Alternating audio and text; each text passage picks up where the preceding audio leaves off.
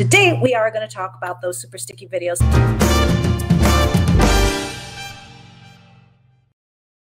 The first thing is this specific audience that you see at the very top.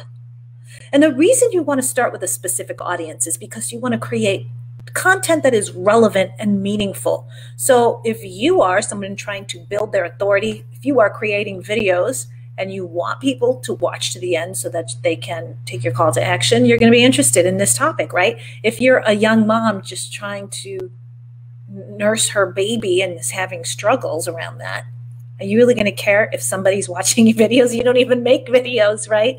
And so the more and more that we can drill down to people's really secret dreams, their emotional desires, what's going to bring them joy or take them out of pain, the more that we are able to create relevant content that is meaningful or useful or entertaining or brings them from a state of pain to a state of pleasure, or just gets them to the next step in whatever it is they're doing. So let's just say I'm redoing my house and I don't know how to put up wallpaper and I'm struggling, then I'm going to hop on YouTube. And if somebody can really help me with how to put up thin wallpaper that easily breaks, some tip, and I get through that without wasting all that money that I spent on that incredible wallpaper because I screwed it up, but they saved me, I'm going to love them forever and follow them forever for all my DIY home design projects, right? So that is why it is so crucial to have that first step, that specific audience whose struggles and dreams you are intimately familiar with. The next is the opening hook. Now, the opening hook is really important because within the first 7 seconds, that's right, 7, want to show rather than tell on video. And by the way, hand gestures are proven to get people more engaged. 7 seconds is the attention span of the modern human, which is less than that of a goldfish, which is 9 seconds. My husband just walked in. Hey. So within those first 7 seconds of the video, you must give people a reason to stay. You must answer the question for the viewer, what's in it for me? So if this is a pre-recorded video and they look and they see that it's 9 minutes long, they're going to really think twice about investing 9 minutes of their time on a stranger. They'll invest 1, 2, 3 if they don't know you. And as they get to know you, they will spend longer with you because you're already giving them wins because you know their problems. And so they're willing to invest more time in someone they know, like, and trust already. But if you're creating videos for a stranger, keep it short, and you have to say, what's in it for me if I stay, right? So people know with this visual, there's going to be 5 steps. And if one of them brings any kind of curiosity, they'll stay until at least that step or that bubble gets covered. And then if they kind of start to like you and feel like, oh, you're really giving some expertise or some things that I've never heard of or things I can try, in a short, like, for example, writing an opening hook for a video isn't going to take that long. If you already have a great, intriguing title, you can just rehash your great, intriguing title or just put a little bit more effort into the first thing that you say in your video. So you'll notice that after the intro was done, I didn't say, welcome to Video Confidence. I didn't talk about myself. No, I said, today you are going to learn the 5 steps to super sticky videos, or whatever it is I said, right? But it was very specific to giving you a result that you'll stick around to the end for. So that's really important. The next is to provide relevant value, meaning it is relevant and meaningful or useful or entertaining or inspirational or empowering to your specific ideal audience. And that's why we create client avatars. That's why we really drill down to that specific audience.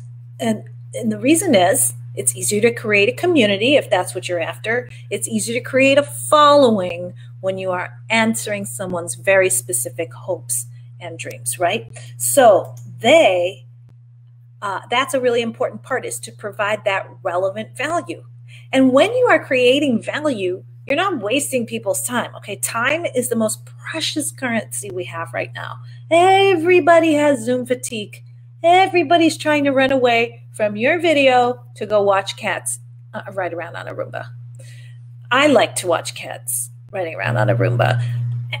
but you just, whatever, fill in the blank with whatever favorite videos you love to go to watch when you want to let your hair down and relax and get away from it all, right? And anyway, we're all just overloaded with information, period. I mean, everybody's on lockdown. We're so tired of staring at our screens. Our eyeballs are literally aching, and we're just dying for an excuse to run from your video.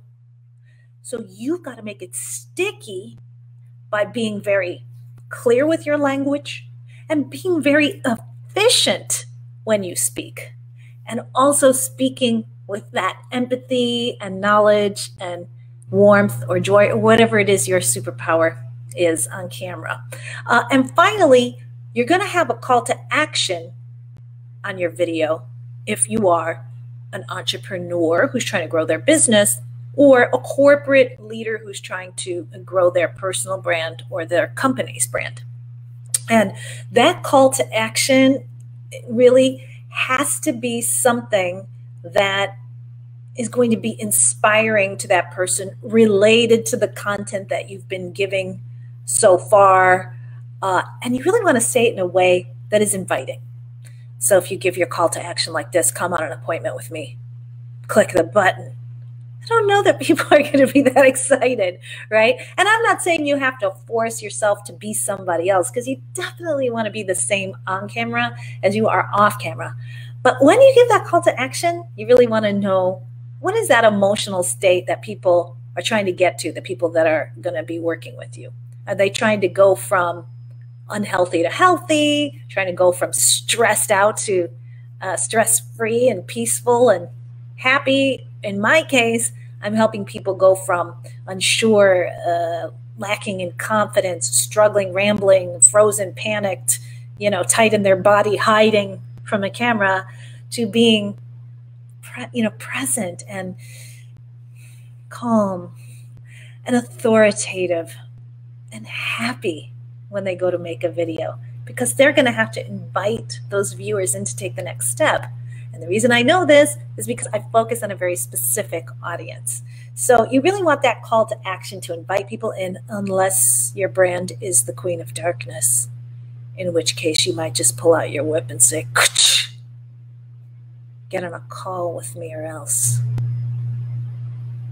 Okay, but if your brand isn't the Queen of Darkness, then, practice that warm, inviting smile.